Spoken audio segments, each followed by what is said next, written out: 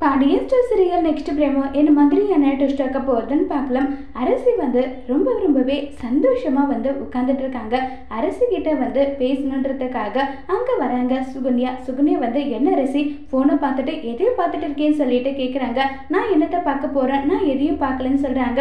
எனக்கு நீ யாரு எப்படிப்பட்டவன்றது எனக்குன்னு தெரியாதா அரசி, உண்மை என்னன்றத சொல்லுன்னு சொல்லிட்டு கேட்குறாங்க.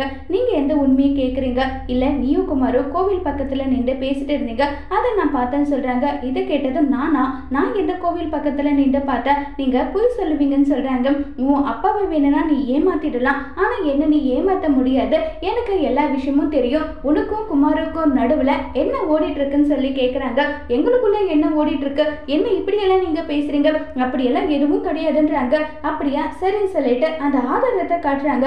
அதை பார்த்ததுமே அரசுக்கு என்ன பண்றதுன்னு தெரியாம எதுக்காக நீங்க இப்படி பண்ணிட்டு இருக்கீங்க, இங்க பாரு அரசி, நான் உன்னை சேவ் பண்ணணும்னு தான் ஆசைப்படுறேன்.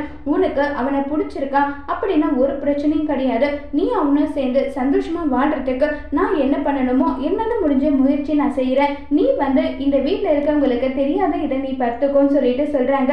எனக்கு ரொம்ப பயமா இருக்கு. எதுக்காக பயப்படுற? யாரும் செய்யறது தப்பா ஒண்ணு நீ செய்யல.